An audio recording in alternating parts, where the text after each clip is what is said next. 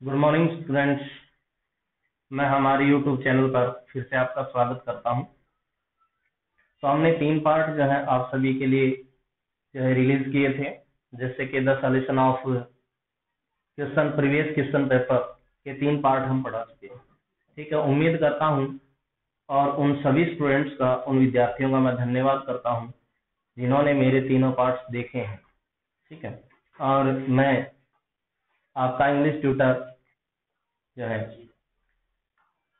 ये कहता हूं कि आप उनके नोट्स बना लें और अच्छे से तैयारी करें। ठीक है, तो देखिए स्टूडेंट्स, आज हम शुरू करते हैं अपना जो 4th पार्ट है, the solution of previous question paper part 4। ठीक है, ठीक है ना। तो देखिए यह है आपका नेक्स्ट क्वेश्चन पेपर का जो है क्वेश्चन, आपका क्वेश्चन आपके सामने ये। ठीक है ना। तो देखिए सेंटेंस था जो एग्जाम में पूछा गया था, वो है there is not much difference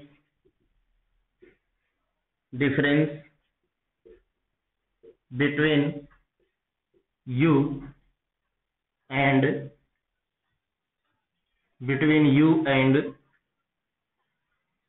I.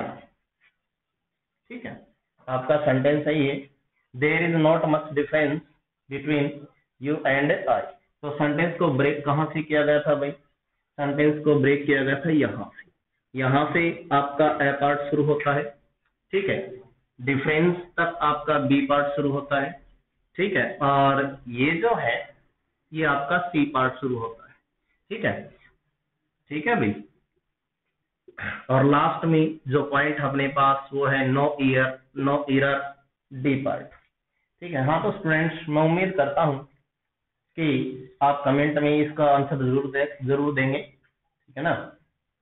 ठीक है, और देने की कोशिश भी करें। ठीक है, अगर किसी स्टूडेंट्स को नहीं पता है तो मैं इसका सॉल्यूशन आप सभी को दे रहा हूं। ठीक है, तो देखिए स्टूडेंट्स, देयर, यहां से अपना सेंटेंस शुरू होता है देयर से। कहां से शुरू होता है? देयर से। ठीक है, मैं बात करूं देयर की, तो देयर क्या है? देयर एक इंट्रोडक्टरी सब्जेक्ट है। देयर क्या है भाई? एक इंट्रोडक्टरी सब्जेक्ट है। हम इसको कहते हैं इंट्रोडक्टरी सब्जेक्ट। ठीक है ना। ठीक है, बात आती है व्हाट इज इंट्रोडक्टरी सब्जेक्ट और डमी सब्जेक्ट। ठीक है, इंट्रोडक्टरी सब्जेक्ट होता क्या है, या मैं बात करूं कि डमी सब्जेक्ट क्या होता है। ठीक है ना। तो मेरी बात सुनिए सभी विद्यार्थी बड़े ध्यान से। इंट्रोडक्टरी सब्जेक्ट वह सब्जेक्ट होता है जिसका क्लॉज से, ठीक है ना, जिसके जो है क्लॉज से उसका कोई अर्थ नहीं निकलता, यानी क्लॉज जो होता है उसमें वो उसकी सेंस निकालने में कोई मदद नहीं करता। ठीक है ना। ठीक है, तो बात आती है कि हम कहते हैं introductory subject. Introductory subject means not contribute the meaning of the clause. ठीक है, इंट्रोडक्टरी सब्जेक्ट का मतलब है कि क्लॉज का जो मीनिंग है उस मीनिंग में उसकी सेंस निकालने में किसी प्रकार की कोई योगदान न देना, यानी किसी प्रकार का कोई जो है मदद न करना। ठीक है ना। ठीक है, तो यहाँ बात आती है कि देयर जो एक इंट्रोडक्टरी सब्जेक्ट है। ठीक है, तो इंट्रोडक्टरी सब्जेक्ट का मैंने अभी आपको मीनिंग बताया था। एक बार फिर मैं इस बात को रिपीट करना चाहता हूँ कि इंट्रोडक्टरी सब्जेक्ट वह सब्जेक्ट होता है, ठीक है, जिसका क्लॉज का जो सेंस निकालने में या उसका मीनिंग निकालने में वो किस प्रकार की कोई मदद नहीं करता। ठीक है ना। ठीक है, तो इंट्रोडक्टरी सब्जेक्ट है अपना यहाँ पे देयर। ठीक है, बात आती है इज। ठीक है, अभी अपने पास क्या आ गई? वर्ब आ चुकी। क्या उसकी है? वर्ब। ठीक है, हम इसको इंट्रांजिटिव वर्ब बोलेंगे। कौन सी वर्ब बोलेंगे भाई? इंट्रांजिटिव वर्ब बोलते हैं। ठीक है, नोट जो है वो इंग्लिश में काम करता है एडवर्ब के रूप में। किस रूप में काम करेगा भाई? एडवर्ब के रूप में काम करेगा। ठीक है ना। तो चलो एक बार इस पार्ट को यहां से लेके यहां तक मैं आप सभी को समझा रहा हूं। ठीक है, तो देखिए कि इंट्रोडक्टरी सब्जेक्ट में कौन कौन से एडवर्ब आते हैं या एडजेक्टिव आते हैं, क्या होता है। ठीक है ना। तो बात आती है इंट्रोडक्टरी सब्जेक्ट पर। इंट्रोडक्टरी सब्जेक्ट में अपने पास हम ले सकते हैं there, here, the former, the latter, क्या ले सकते हैं, द लेटर, या हम कह सकते हैं द अंडरसाइंड, या हम कह सकते हैं द फॉलोइंग, द अंडरसाइंड, या हम कह सकते हैं द फॉलोइंग, क्या होते हैं, द फॉलोइंग, ठीक है ना। ये सभी जो लिखे गए हैं, जैसे कि देयर जो है वो एडवर्ब ऑफ प्लेस है, हेयर भी एडवर्ब ऑफ प्लेस है, ठीक है ना। द फॉर्मर जो है एडजेक्टिव है, द लेटर भी एडजेक्टिव है, ठीक है ना। तो ये सभी इंट्रोडक्टरी सब्जेक्ट है, ठीक है। इनके बाद में जो वर्ब आती है, वर्ब जो अपने पास वर्ब आती है, यानी जो वर्ब यूज की जाती है, वो किसके अकॉर्डिंग यूज की जाती है, इनके अकॉर्डिंग यूज की जाए, या फिर वर्ब के बाद में आने वाला, इसके बाद में आने वाला जो नाउन है इसके अकॉर्डिंग यूज की जाए, ठीक है ना। बात यहाँ पे क्या आ रही है, यहाँ पे बात ये आती है माय डियर स्टूडेंट्स कि हम कहें कि there, here, the former, the latter, the understand, the following, इनके अकॉर्डिंग जो है, जब ये सब्जेक्ट है तो इनके अकॉर्डिंग वर्ब आनी चाहिए, या फिर इस नाउन के अकॉर्डिंग वर्ब आनी चाहिए, ठीक है ना। तो मैं आप सभी को एक बात बता देता हूँ, सारे स्टूडेंट्स बड़े ध्यान से सुनिए, it is very important for us, because क्योंकि यहाँ से बहुत सारे सेंटेंस आपके प्रीवियस एग्जाम में आए हैं, ठीक है। तो बात आती है कि मैंने कहा नाउन, ठीक है, here, there, the former, the latter, the understand, the following, इनके बाद में जो वर्ब यूज की जाती है वो वर्ब इनके अकॉर्डिंग यूज नहीं की जाती, यानी there, here, the former, the latter, the understand या द फॉलोइंग, इनके अकॉर्डिंग वर्ब को यूज नहीं किया जाता, ठीक है ना। वर्ब किसके अकॉर्डिंग यूज होना चाहिए, वर्ब जो यूज होगा वो इस नाउन के अकॉर्डिंग यूज होगा, ठीक है ना। अगर अपना ये नाउन सिंगुलर नाउन है, कौन सा नाउन है भाई, सिंगुलर नाउन है, या अनकाउंटेबल नाउन है, अनकाउंटेबल नाउन है, सिंगुलर नाउन है या अनकाउंटेबल नाउन है, ठीक है। तो वर्ब जो यूज होगी वो इस नाउन के अकॉर्डिंग होगी, वर्ब जो यूज होगी वो इस नाउन के अकॉर्डिंग होगी, और नाउन अपना क्या है, सिंगुलर नाउन या अनकाउंटेबल नाउन है, ठीक है। तो वर्ब भी कौन सी आ जाएगी अपने पास, यहाँ पर सिंगुलर वर्ब का प्रयोग हो जाएगा, ठीक है ना। कौन सी वर्ब का प्रयोग होगा भाई, सिंगुलर वर्ब का प्रयोग होगा, ठीक है। अच्छा, अगर बात आती है अपना नाउन जो है वो plural noun, P N, P मतलब प्लूरल, एन मतलब नाउन, मैंने प्लूरल नाउन जो कंपाउंड वर्ड है उसका एब्रिविएट कर दिया गया है पी एन, यानी पी से प्लूरल, एन से नाउन। अगर ये नाउन अपना क्या है, प्लूरल है, क्या है भाई, प्लूरल है, ठीक है ना। तो हम यहाँ पे जो वर्ब यूज करेंगे, यहाँ जो वर्ब यूज करेंगे वो कौन सी वर्ब यूज कर देंगे, प्लूरल वर्ब यूज कर देंगे, ठीक है ना। तो मैंने अभी अभी आप सभी को बताया कि there, here, the former, the latter, the undersigned, the following, ये सभी इंट्रोडक्टरी सब्जेक्ट हैं, और इंट्रोडक्टरी सब्जेक्ट का मतलब होता है क्लोज में, क्लोज का मीनिंग निकालने के लिए, ठीक है ना, उसमें किसी प्रकार की कोई योगदान न देना, यानी उसकी मदद, मीनिंग निकालने में उसकी मदद न करना, ठीक है ना, ठीक है। अब बात आती है कि वर्ब जो है वो इनके अकॉर्डिंग आए या इस नाउन के अकॉर्डिंग है। तो माय डियर स्टूडेंट्स, मैं आप सभी को बता देता हूं कि यहाँ जो वर्ब यूज की जाएगी, मतलब इनके बाद में जो वर्ब यूज की जाएगी वो इनके अकॉर्डिंग यूज नहीं की जाएगी, बल्कि आगे आने वाले नाउन के अकॉर्डिंग यूज की जाएगी। अगर ये नाउन अपना सिंगुलर है या अनकाउंटेबल नाउन है तो यहाँ पे जो वर्ब यूज होगी वो सिंगुलर यूज होगी, ठीक है ना। अगर अपना नाउन प्लूरल है तो यहाँ पे जो वर्ब यूज की जाएगी वो कौन सी यूज की जाएगी, प्लूरल वर्ब यूज की जाएगी। तो देखिए एक बार, ठीक है, मैंने क्या लिया, देयर, देयर एक इंट्रोडक्टरी सब्जेक्ट लिया, ठीक है ना। इज क्या हो गया अपने पास, वर्ब, नॉट क्या हो गया अपने पास, एडवर्ब, मच क्या है, ठीक है ना, मच एडजेक्टिव को क्वालिफाई कर रहा है, किसको क्वालिफाई कर रहा है भाई, एडजेक्टिव को क्वालिफाई कर रहा है। डिफरेंस, डिफरेंस क्या है, नाउन है, क्या है, नाउन, ठीक है। बात आती है इसमें एक बात और बताता हूं, डिफर, डिफर क्या है, डिफर एक वर्ब है, डिफर, डिफर क्या है, एक वर्ब। डिफरेंट, इसी वर्ब का एडजेक्टिव बनाए तो क्या बनेगा, डिफरेंट, डिफरेंट क्या है, एक एडजेक्टिव है। क्या है भाई? एडजेक्टिव है, ठीक है ना। और डिफर का जो नाउन है वो बनता है डिफरेंस। क्या बनता है? डिफरेंस। तो डिफरेंस क्या अपने पास एक नाउन है, ठीक है ना।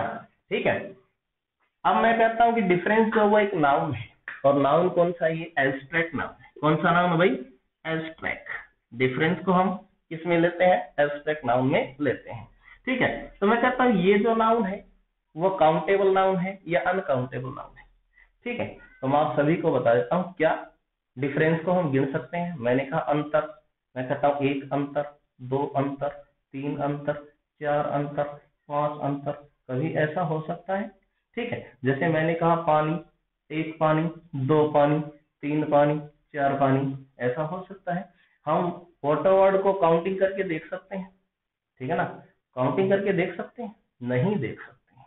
उसी तरीके से हम डिफरेंस को भी काउंटिंग नहीं कर सकते हैं, ठीक है ना। डिफरेंस जो है वो अपने पास एक एब्स्ट्रैक्ट नाउन होता है, और एब्स्ट्रैक्ट जो नाउन होता है, ठीक है, वो अपने आप में अनकाउंटेबल नाउन होता है, ठीक है ना। तो बात आती है कि डिफरेंस में हमने कहा, ठीक है। तो देखिए, there is not much difference, ठीक है। नॉट वर्ब है ये, सॉरी इज वर्ब है, नॉट एडवर्ब है। एडवर्ब किसको क्वालिफाई करता है? एडवर्ब ये तो किसको क्वालिफाई करता है? वर्ब को क्वालिफाई करता है। यानी ऐसा वर्ड जो या तो वर्ब को क्वालिफाई करे, मतलब जो वर्ब के बारे में बताए, या फिर जो है एडजेक्टिव के बारे में बताए। किसके बारे में बताए? एडजेक्टिव के बारे में बताए। वो वर्ड तो होता है एडवर्ब, ठीक है ना। और जो एडजेक्टिव क्या होता है? एडजेक्टिव वो होता है जो नाउन को क्वालिफाई करे या प्रोनाउन को क्वालिफाई करे। कहने का मतलब ये हुआ कि ऐसा वर्ड जो वर्ब के बारे में बता रहा है या फिर जो एडजेक्टिव के बारे में बता रहा है, हम उसे क्या कहते हैं? एडवर्ब कहते हैं। क्या कहते हैं भाई? एडवर्ब कहते हैं, ठीक है ना। और जो नाउन को क्वालिफाई करता है, जो नाउन के बारे में बताता है या प्रोनाउन के बारे में बताता है, उसे हम एडजेक्टिव कहते हैं। तो ये कहता है there is not much difference, ज्यादा अंतर नहीं, ज्यादा अंतर नहीं। ज्यादा क्या नहीं है? ज्यादा क्या नहीं है?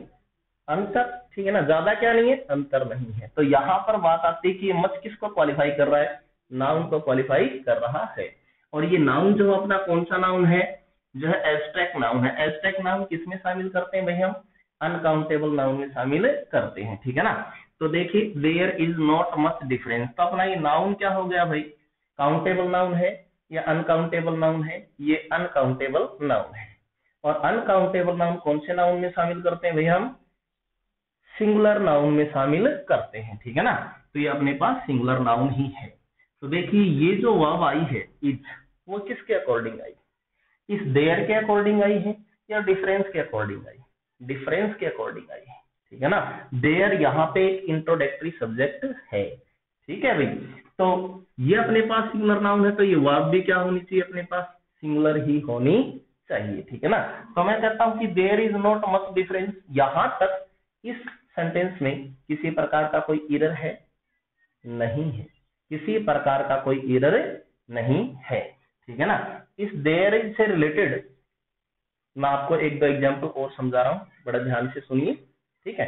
तो मैं अभी तक अपना एरर फाइंड आउट नहीं हुआ है, ठीक है ना। मैं आपको एरर तक जरूर पहुंचाऊंगा, लेकिन उससे पहले एक बात और जो है बता देता हूं। देखिए सुनिए, जैसे कि अपन ने पॉइंट लिया देयर, हमने किया ब्लैंक, हमने कहा there a table in front of my room, ठीक है। In front of my room, मेरे कमरे के सामने एक टेबल रखी हुई, ठीक है ना। ठीक है, तो बात आती है, ये क्या हो गया अपने पास यहाँ पर? Introductory subject, introductory subject. तो मैंने अभी अभी आप सभी को बताया है कि भाई इसके बाद में क्या आनी चाहिए अपने पास? वर्ब। तो ये वर्ब किसके अकॉर्डिंग आई? इस देयर के अकॉर्डिंग, इंट्रोडक्टरी सब्जेक्ट के अकॉर्डिंग आई, या फिर इस नाउन के अकॉर्डिंग आई? ये अपने पास क्या हो चुका है आगे? नाउन, ठीक है ना। ए क्या हो गया? आर्टिकल। है क्या अपने पास? आर्टिकल। तो आप सभी को एक बात और बता देता हूं कि आर्टिकल का प्रयोग सेंटेंस में क्यों होता है। आर्टिकल का प्रयोग सेंटेंस में नाउन को क्वालिफाई करने के लिए होता है, यानी नाउन को क्वालिफाई करने के लिए हम आर्टिकल का प्रयोग करते हैं, जो सेंटेंस में एडजेक्टिव का काम करता है। इसका काम करेगा भाई, एडजेक्टिव का काम करेगा। तो ये यहाँ पे एडजेक्टिव का ही काम कर रहा है, ठीक है ना। तो मैंने अभी अभी आपसे कहा कि भाई इसके अकॉर्डिंग वर्ब आनी चाहिए या फिर इस नाउन के अकॉर्डिंग, ठीक है ना। इंट्रोडक्टरी सब्जेक्ट वही सब्जेक्ट होता है जो क्लोज में किसी प्रकार का अपना कोई मीनिंग नहीं देता, ठीक है ना। तो हम कहते हैं कि इसके अकॉर्डिंग वर्ब का प्रयोग नहीं होगा, बल्कि किसके अकॉर्डिंग प्रयोग होगा, नाउन के अकॉर्डिंग वर्ब का प्रयोग होगा। अब ये नाउन कौन सा अपना यहाँ पे, ये अपना सिंगुलर नाउन है। कौन सा नाउन है भाई, सिंगुलर नाउन। और सिंगुलर नाउन है तो इसके अकॉर्डिंग वर्ब भी कौन सी आनी चाहिए अपने पास, सिंगुलर वर्ब आनी चाहिए। कौन सी वर्ब आनी चाहिए, सिंगुलर वर्ब आनी चाहिए। तो ऑप्शन में दिया उसने, ऑप्शन में ए ऑप्शन में दिया वॉच, बी ऑप्शन में कर दिया उसने वर्ब, सी ऑप्शन में कर दिया उसने हैव, और ऑप्शन नंबर डी में कर दिया उसने भाई जो है आपका आर। क्या कर दिया, आर। तो मैं आप सभी से पूछता हूं, इस सेंटेंस में ऑप्शंस की बात करें हम, तो ऑप्शन ए जो है उसमें कौन सी वर्ब है, सिंगुलर वर्ब। कौन सी वर्ब है, सिंगुलर वर्ब। बाकी वर्ब, हैव, आर, ये तीनों कौन सी वर्ब है, प्लूरल वर्ब। कौन सी वर्ब है भाई, प्लूरल वर्ब, ठीक है ना। अपना नाउन क्या था भाई, क्या है, सिंगुलर है, तो वर्ब कौन सी आनी चाहिए, सिंगुलर। इसका मतलब इन चार ऑप्शन में से कौन सा आंसर सही होना चाहिए भाई, इनमें से सही जो राइट ऑप्शन होगा वो आंसर होगा आपका कौन सा है, कौन सा है। तो यहाँ इस सेंटेंस में जो वर्ब यूज की जाएगी वो कौन सी यूज कर दी जाएगी, वॉच। कौन सी यूज कर दी जाएगी भाई, वॉच, ठीक है ना। तो चलो देखते हैं इसी से related next sentence, next sentence.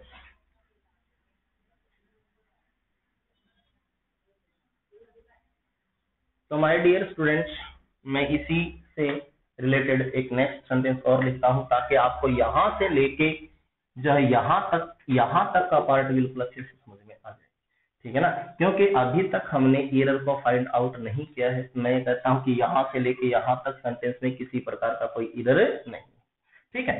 तो देखिए मैंने एक सेंटेंस लिखा, देयर टेबल्स बिफोर मी, मेरे सामने टेबल्स रखी हुई, ठीक है ना। तो अभी अभी मैंने आपसे कहा था कि देयर एक इंट्रोडक्टरी सब्जेक्ट है, इसके अकॉर्डिंग वर्ब का प्रयोग नहीं होगा, वर्ब का प्रयोग होगा आगे आने वाले नाउन के अकॉर्डिंग, ठीक है। तो अपना नाउन कौन सा आपकी बात अपना नाउन है प्लूरल नाउन। कौन सा नाउन है भाई, प्लूरल नाउन। और इसके अकॉर्डिंग वर्ब का प्रयोग होगा तो कौन सी वर्ब आनी चाहिए, सिंगुलर आनी चाहिए या प्लूरल वर्ब आनी चाहिए, प्लूरल वर्ब आनी चाहिए, ठीक है ना। तो यहाँ पे जो वर्ब यूज की जाएगी सेंटेंस में वो होगी आपकी प्लूरल वर्ब। जैसे कि हमने इज या आर दोनों में से एक वर्ब यूज करनी है, तो इज कौन सी वर्ब है भाई, सिंगुलर वर्ब है, जबकि इसकी प्लूरल क्या होती है, आर। तो इस सेंटेंस में जो है कौन सी वर्ब यूज करनी पड़ेगी अपने को, आर प्लूरल वर्ब का प्रयोग करना पड़ेगा, ठीक है ना। तो उम्मीद करता हूं दोस्तों कि यहाँ तक तो बात आप सभी के अच्छे से समझ में आई होगी, ठीक है ना। चलो यहाँ तक अपनी बात क्लियर होती है, इससे नेक्स्ट पॉइंट पर हम चलते हैं। ये अपने पास आता है क्या, इससे नेक्स्ट पार्ट अपना क्या है, ये अपने पास प्रपोजिशन। क्या है भाई, प्रपोजिशन, ठीक है। और प्रपोजिशन के बाद में ये अपने पास आता है प्रोनाउन। क्या है, प्रोनाउन फर्स्ट, ठीक है। ये अपने पास होता है कंजंक्शन वर्ड। क्या होता है, कंजंक्शन वर्ड। और इसके बाद में जो आई दे रखे उस एंड कंजंक्शन वर्ड के बाद में जो आई दे रखे, देखो ये दे रखे, ध्यान से देखना, कभी वहीं तक सेंटेंस को क्लियर समझो, कंप्लीट समझो, ऐसा बिल्कुल भी नहीं आपका सेंटेंस यहाँ खत्म हो रहा है। तो आई जो है वो भी क्या है, प्रोनाउन है। क्या है, प्रोनाउन, ठीक है ना। ठीक है, तो दोस्तों इसमें एरर किस प्रकार का हुआ भाई, जैसे कि हम कहेंगे इसमें एरर किस प्रकार का है, ठीक है ना। तो यहाँ तक तो किसी प्रकार का कोई एरर नहीं था, ठीक है। मैं कहता हूँ ए पार्ट में कोई एरर नहीं है, बी पार्ट में कोई एरर नहीं है, तो आप लोग समझोगे कि सी पार्ट में एरर जरूर होना चाहिए, ठीक है, ठीक है ना। तो मैं आप सभी को बता देता हूँ, कभी कभार ऐसा होता है कि सेंटेंस में बच्चे सोचते हैं कि अगले ने 4 पार्ट दिए, 4 पार्ट्स दिए, तो कहीं ना कहीं एरर जरूर मिलेगा, और वो वहां पर क्या लगा देते हैं, अपने दिमाग से, अपनी सोच से, या फिर वैसे उसको निशान लगा के छोड़ देते हैं। ये कोई जरूरी नहीं होता कि हर पार्ट में एरर हो, या ये भी जरूरी नहीं कि सेंटेंस के किसी पार्ट में एरर, हमारा आंसर जो है वो कभी कभी नो एरर भी आ जाता है। लेकिन माय डियर स्टूडेंट्स, इस सेंटेंस में एरर है, और वो एरर किसका है वो मैं आप सभी को बता रहा हूं।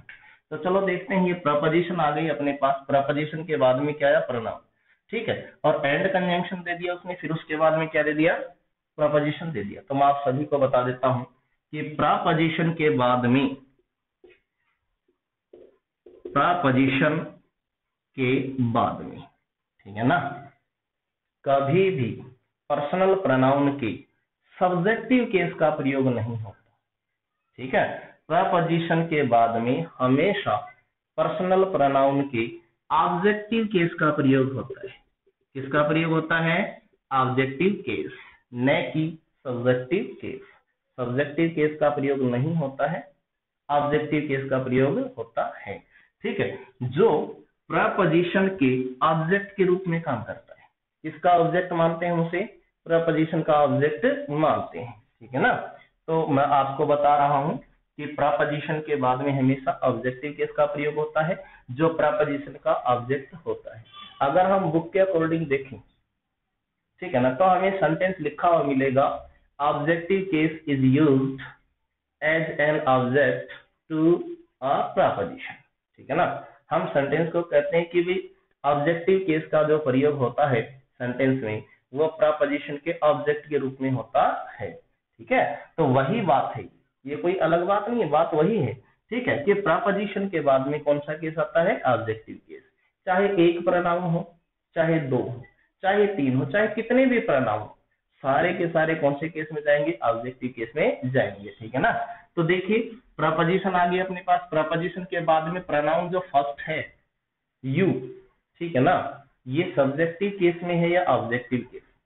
यू का जो ऑब्जेक्ट होता है, यू का जो ऑब्जेक्ट होता है वो होता है यू, ठीक है ना। तो ये यहाँ पे यू बिल्कुल क्या है, सही है, क्योंकि यू का ऑब्जेक्ट क्या होगा, यू ही होगा, ये यू ऑब्जेक्टिव केस में ही है ना। एंड कंजक्शन वाला लगा दिया इसमें, और मी दे दिया यहाँ, ठीक है। तो माय डियर स्टूडेंट्स, मी जो है वो सब्जेक्टिव केस में, कौन से केस में है, सब्जेक्टिव, ठीक है ना, सब्जेक्टिव। जबकि मैंने आप सभी को अभी अभी बताया है कि प्रपोजिशन के बाद में या प्रपोजिशन के ऑब्जेक्ट के रूप में हमेशा ऑब्जेक्टिव केस का प्रयोग होता है, सब्जेक्टिव केस का प्रयोग नहीं होगा, ठीक है। तो आपका यू तो ऑब्जेक्ट है, तो ऑब्जेक्ट ही रहेगा, एंड आई जो है, लेकिन आई जो है वो क्या दे दिया उसने, सब्जेक्टिव केस। आना क्या चाहिए, आना क्या चाहिए, आना चाहिए ऑब्जेक्टिव केस, ठीक है ना। तो आई का ऑब्जेक्टिव केस क्या बनेगा अपने पास, यहाँ पर आई का जो है ऑब्जेक्टिव केस है वो क्या बनेगा, मी, क्या बनेगा, मी। तो यहाँ पे आई की जगह किसका प्रयोग होना चाहिए भाई, मी का प्रयोग होना चाहिए, ठीक है ना। तो इसका मतलब एरर कौन सा हो गया अपने पास, क्या हो गया, सी, क्या हो चुका है, सी हो चुका है।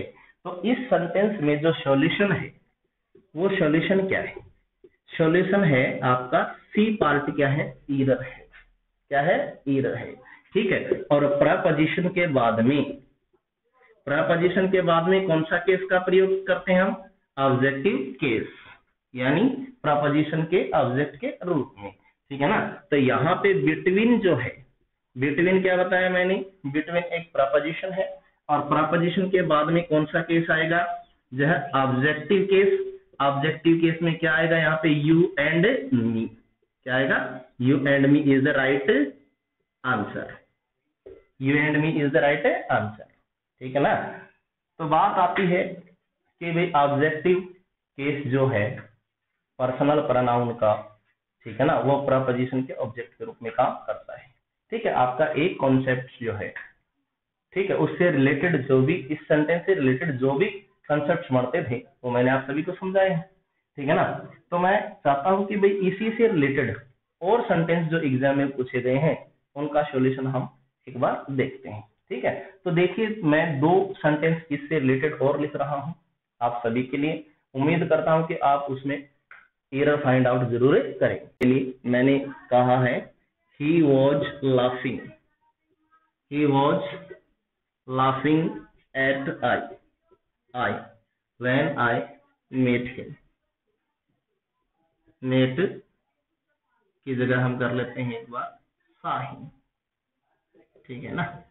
ठीक है, सेंटेंस को तोड़ा भाई साहब ने, यहां से तोड़ दिया ए पार्ट, ठीक है, ये आपका कर दिया उसने कौन सा बी पार्ट, ये बना दिया सी पार्ट, लास्ट का पार्ट जो पॉइंट दिया उसने डी पार्ट, ठीक है। तो डियर स्टूडेंट्स, जैसा कि आपने पिछले इसी नेक्स्ट पॉइंट में समझा था, पिछले पॉइंट में सॉरी नेक्स्ट में पिछले पॉइंट में समझा, उसी में देखिए आप, उसी से रिलेटेड क्वेश्चन है आपका। ठीक है, तो देखिए ही क्या हो गया अपने पास सब्जेक्ट, लेकिन ये एक इंट्रोडक्टरी सब्जेक्ट नहीं है, ठीक है। वॉज क्या है यहाँ पे हम कहते हैं, वॉज एक हेल्पिंग वर्ब है, लास्ट क्या इसमें एक मेन वर्ब है, ठीक है ना। एट क्या हो गया अपने पास, एट अपने पास एक प्रपोजिशन है, क्या भाई प्रपोजिशन है। तो इसलिए पार्ट में, इससे पिछले ही पार्ट में पॉइंट में मैंने आपको एक बात बताई थी कि प्रपोजिशन के बाद में जो है हमेशा ऑब्जेक्टिव केस का प्रयोग होता है, सब्जेक्टिव केस का प्रयोग नहीं होगा, ठीक है, ठीक है ना। जो ऑब्जेक्ट के, जो प्रपोजिशन के ऑब्जेक्ट के रूप में प्रयोग होगा, ठीक है। तो देखिए एट के बाद में इसने क्या दे दिया, आई दे दिया। आई क्या है, आई एक सब्जेक्टिव केस है, क्या है सब्जेक्टिव केस है, या हम कह सकते हैं नॉमिनेटिव केस है। कौन सा केस है भाई, नॉमिनेटिव केस, ठीक है ना। तो प्रपोजिशन के बाद में ऑब्जेक्टिव केस का प्रयोग करना चाहिए या सब्जेक्टिव केस का प्रयोग करना चाहिए, ठीक है ना। तो मैं आप सभी को बता रहा हूं कि प्रपोजिशन के बाद में ऑब्जेक्टिव केस का प्रयोग करना चाहिए, ठीक है ना। तो यहाँ पर आए का जो ऑब्जेक्टिव केस है वो क्या बनेगा, मी बनेगा, क्या बनेगा भाई, मी बनेगा, ठीक है ना। तो एरर पॉइंट कौन सा था अपने पास, कौन से पार्ट में, यहाँ पे मैंने कहा ये डी पार्ट, तो अपना जो एरर पॉइंट है वो कहाँ पे बनेगा, डी पार्ट, ठीक है ना। तो इसका सॉल्यूशन क्या हो गया अपने पास, इसका सॉल्यूशन हो गया एट मी, ठीक है ना, एट मी, ठीक है, एट मी का प्रयोग होगा। तो एरर पॉइंट कहाँ था अपने पास, पार्ट नंबर बी, इसमें था भाई पार्ट नंबर बी। तो उम्मीद करता हूँ फ्रेंड्स ये बात बिल्कुल आपके अच्छे से समझ में आई होगी, ठीक है ना। एक ब्लैंक का सेंटेंस लेते हैं, मैंने कहा she was sitting, she was sitting among blank, blank, ठीक है ना, यहाँ तक, ठीक है। शी वॉज सिटिंग अमॉन्ग, और ब्लैंक छोड़ दिया हमने, ऑप्शन नंबर 1 दिया हमने। ये जो सेंटेंस आपका वो ब्लैंक का है, किसका भी, ब्लैंक, ठीक है ना, फिल इन द ब्लैंक से है, ठीक है। तो सी क्या है सब्जेक्ट, वॉज क्या हेल्पिंग वर्ब, सिट क्या है मेन वर्ब, अमॉन्ग क्या है, अमॉन्ग अपने पास है प्रपोजिशन, क्या है प्रपोजिशन। और माय डियर स्टूडेंट्स, प्रपोजिशन के बाद में सब्जेक्टिव केस का प्रयोग होता है या ऑब्जेक्टिव केस का प्रयोग होता है, श्योर 100% ऑब्जेक्टिव केस का प्रयोग होता है, सब्जेक्टिव केस का प्रयोग नहीं होगा। तो ऑप्शन देखिए इस पे, इसका फर्स्ट ऑप्शन दिया उसने जो है दे, बी ऑप्शन दिया उसने दिया, सी ऑप्शन दे दिया उसने दियर्स, और डी ऑप्शन दे दिया देन, क्या दे दिया देन, ठीक है ना। तो देखिए कि फर्स्ट ऑप्शन जो दे जो है वो कौन सा केस है, सब्जेक्टिव केस, ठीक है। ये कौन सा केस है, पजेसिव एडजेक्टिव केस।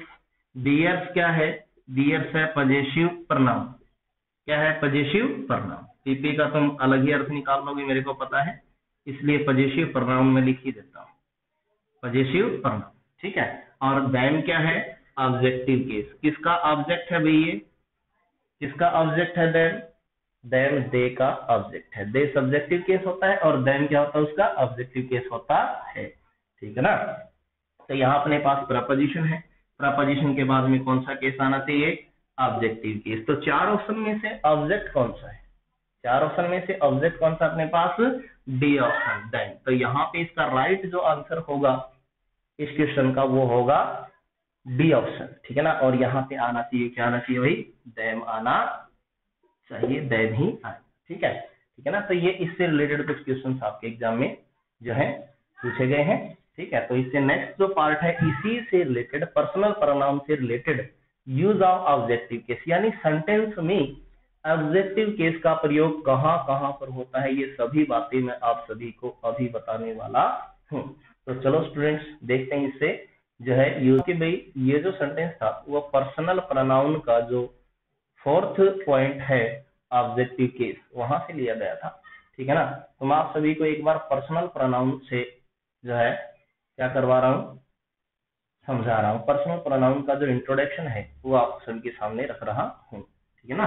तो देखिए पर्सनल प्रोनाउन, पर्सनल प्रोनाउंस क्या होते हैं। ठीक है। तो माय डियर स्टूडेंट्स सबसे पहले हम लेते हैं केस। ठीक है। फिर अपने पास आता है भाई फर्स्ट पर्सन, फिर हम यूज करते हैं कौन सा, सेकंड पर्सन। ठीक है ना, सेकंड पर्सन। फिर हम कहते हैं थर्ड पर्सन। कौन सा पर्सन, थर्ड पर्सन। ठीक है ना। ठीक है। तो केस में सबसे पहला जो केस आता है अपने पास वो आता है सब्जेक्टिव केस, या हम कहते हैं इसको नॉमिनेटिव केस। नॉमिनेटिव केस, ये दोनों एक ही बात है, अलग अलग बातें नहीं। ठीक है। फर्स्ट पर्सन कौन होता है, मैं कहता हूं फर्स्ट पर्सन होता कौन है। फर्स्ट पर्सन होता है अपना कौन, स्पीकर। स्पीकर मतलब बोलने वाला, बोलने वाला हमेशा फर्स्ट पर्सन होता है। ठीक है ना। सेकंड पर्सन कौन होता है, सेकंड पर्सन होता है लिसनर। क्या होता है, लिसनर। लिसनर मतलब सुनने वाला। जैसे कि मैं बोल रहा हूं, मैं अपने आप के लिए कौन सा पर्सन हूँ, फर्स्ट पर्सन। सुन कौन रहे हैं, जो मेरे जो स्टूडेंट्स हैं जो इस वीडियो के तहत सुन रहे हैं या मेरे को देख रहे हैं। ठीक है ना, वो कौन से पर्सन है, ठीक है ना, वो है सेकंड पर्सन। इसका मतलब आप लोग सभी जो मेरे वीडियो को देख रहे हो वो सारे के सारे को कौन से पर्सन में इंक्लूड हो, सेकंड पर्सन में इंक्लूड हो। ठीक है। थर्ड पर्सन होता है डिस्कस्ड। थर्ड जो पर्सन होता है वो डिस्कस्ड, यानी डिस्कस्ड मतलब जिसके बारे में हम क्या कर रहे हैं, बात कर रहे हैं। जैसे कि मैंने अभी अभी कहा कि माय डियर स्टूडेंट्स आप लोग सुने ध्यान से, मैं आपसे कह रहा हूं कि सुने ध्यान से। ठीक है ना। तो मैं फर्स्ट पर्सन हूँ, स्पीकर कौन है, मैं हूँ। सुन कौन रहे हो, आप हो। तो आप कौन हो, जो है सेकंड पर्सन हो। लिसनर जो होता है वो सेकंड पर्सन होता है। अब हम बात करते हैं कि हमारा जो प्राइम मिनिस्टर है श्रीमान नरेंद्र मोदी जी, ठीक है ना, उन्होंने हमारे देश के लिए काफी कुछ किया है और अभी कर ही रहे हैं। ठीक है ना। ठीक है। तो हम बात किसकी कर रहे हैं, हम यहाँ पे बात कर रहे हैं किसकी, प्राइम मिनिस्टर नरेंद्र मोदी जी की बात कर रहे हैं। तो नरेंद्र मोदी जी जो है वो हमारे लिए कौन से पर्सन में शामिल, हम जिसकी बात कर रहे हैं, जिसके बारे में डिस्कस कर रहे हैं, डिस्कस किसके बारे में कर रहे हैं, नरेंद्र मोदी जी के बारे में कर रहे हैं। तो वो हमारे कौन से पर्सन में शामिल होते हैं, थर्ड पर्सन में शामिल होते हैं। तो उम्मीद करता हूं ये बात बिल्कुल आप सभी के अच्छे से समझ में आई होगी कि फर्स्ट पर्सन होता है स्पीकर, बोलने वाला। सेकंड पर्सन होता है लिसनर, सुनने वाला। और थर्ड पर्सन वो होता है जिसके बारे में हम क्या कर रहे हैं, बातचीत कर रहे हैं, डिस्कस कर रहे हैं। ठीक है। तो बात आती है case, subjective case, nominative case, एक ही चीज है। फर्स्ट पर्सन में हम किसको शामिल करते हैं, आई और वी को शामिल करते हैं। किसको शामिल करते हैं भाई, आई और वी को। आई क्या है, आई, आई जो है, ठीक है ना, वो सिंगुलर है। और वी क्या है इसका, प्लूरल। वी क्या है इसका, प्लूरल। ठीक है ना। तो आई का प्लूरल क्या हो गया भाई, वी हो गया। सेकंड पर्सन में आपका आता है यू। यू ग्रामर के अकॉर्डिंग हम कहते हैं कि you is singular and you is plural. ठीक है ना। लेकिन रियलिटी ये है माय डियर स्टूडेंट्स कि यू जो होता है वो प्लूरल ही होता है, सिंगुलर नहीं होता। ये सेंटेंस में आने वाले नाउन के ऊपर डिपेंड करता है, सेंटेंस में आने वाले नाउन पर डिपेंड करता है कि हम एक व्यक्ति को आइडेंटिफाई करना चाहते हैं या हम एक से ज्यादा को आइडेंटिफाई करना चाहते हैं। ठीक है ना। ठीक है।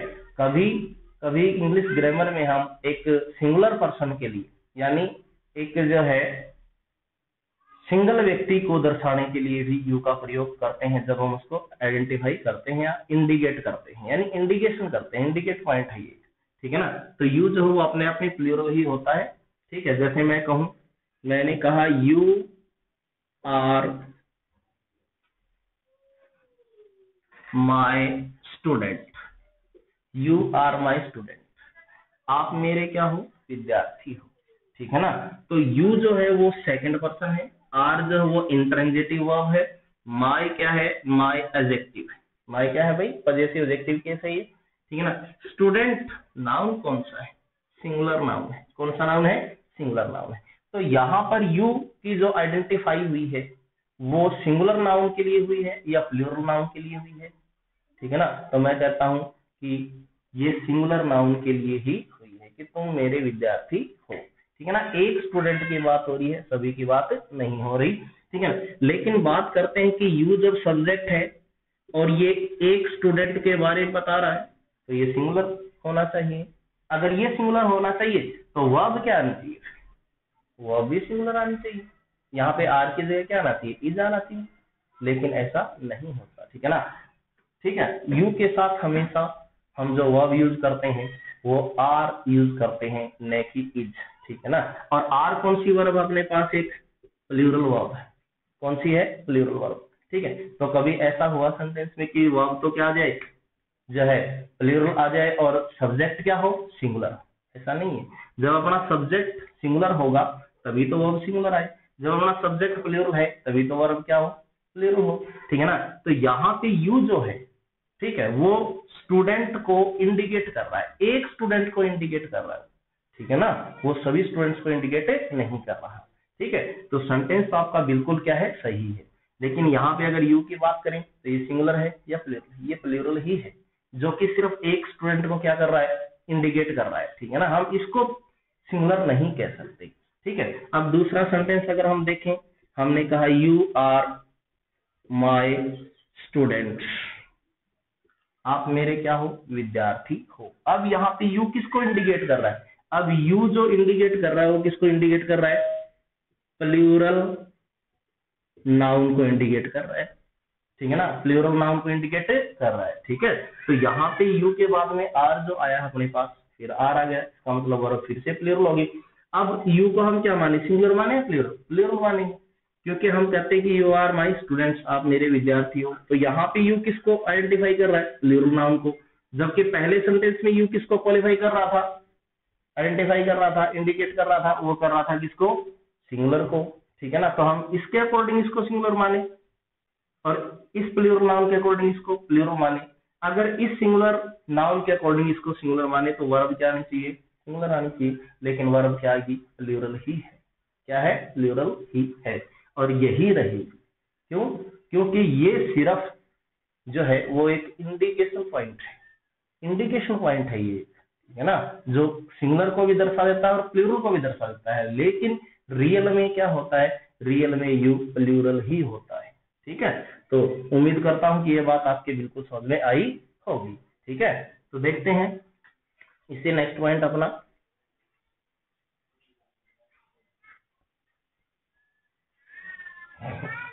हाँ, यू थर्ड पर्सन में अपने पास होता है भाई ही, सी, इट, और इन तीनों का प्लूरल क्या होता है, दे। क्या होता है, दे। तो मैंने अभी अभी आपसे एक बात की कि नॉमिनेटिव केस या सब्जेक्टिव केस, फर्स्ट पर्सन का सब्जेक्टिव केस में क्या होता है, आई और वी होता है, जो कि मैं आप सभी को पहले ही बता चुका हूँ कि फर्स्ट पर्सन स्पीकर होता है, बोलने वाला होता है। सेकंड पर्सन में हम शामिल करते हैं किसको, यू। किसको शामिल करते हैं, यू को शामिल करते हैं। थर्ड पर्सन में हम शामिल करते हैं ही, सी, इट, और इन तीनों का जो प्लूरल होता है वो क्या होता है, दे होता है, ठीक है। इससे नेक्स्ट पॉइंट में हम चलते हैं, पजेसिव एडजेक्टिव केस, ठीक है। तो आई का जो पजेसिव एडजेक्टिव केस है वो क्या बनता है भाई, माई बनता है। क्या बनता है, माई। और वी का क्या होता है, आवर। यू का क्या बनेगा, योर। ही का क्या बनेगा, हिज। सी का बनेगा हर। इट का होगा इट्स, और दे का होगा डियर।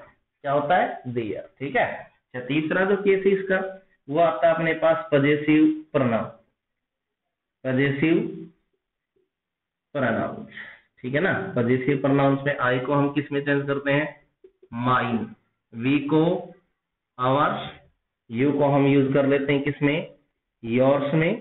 ही का हिज ही रहेगा, ठीक है ना।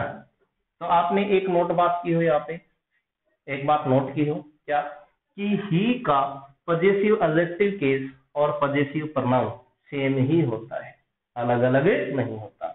यानी कहने का मतलब ये हुआ कि ही जो है पजेसिव एडजेक्टिव केस भी हिज होता है और पजेसिव प्रोनाउन भी जो है हिज ही होता है, लेकिन दोनों के यूज में डिफरेंस होता है। दोनों का जो प्रयोग होता है वो डिफरेंस होता है, ठीक है ना। तो इसका जो प्रयोग बताएंगे, डिफरेंट जो प्रयोग है इसका, वो बताएंगे हम आपको अपने नेक्स्ट वीडियो में, ठीक है। तो चलो एक बार देखते हैं, सी का पजेसिव एडजेक्टिव केस क्या होता है भाई, सॉरी पजेसिव प्रनाउन, एडजेक्टिव नहीं पजेसिव प्रनाउन, हर्ष होता है।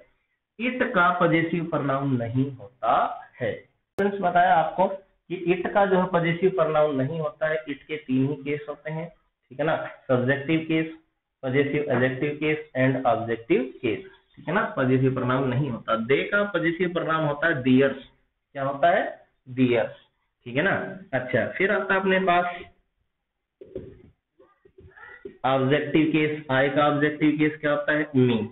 वी का होता है एस, यू का होता है यू, ही का हिम, सी का हर, इट का इट और दे का दे, क्या होता है भाई, दे, ठीक है ना। तो ये पर्सनल प्रोनाउन है। तो आपका जो सेंटेंस लिया गया है वो इस पर्सनल प्रोनाउन में जो पॉइंट नंबर 1 है सब्जेक्टिव केस, पॉइंट नंबर 2 है पजेसिव एडजेक्टिव केस, 3 है अपना पजेसिव प्रोनाउन, 4 है अपना कौन सा, ऑब्जेक्टिव केस, ठीक है ना।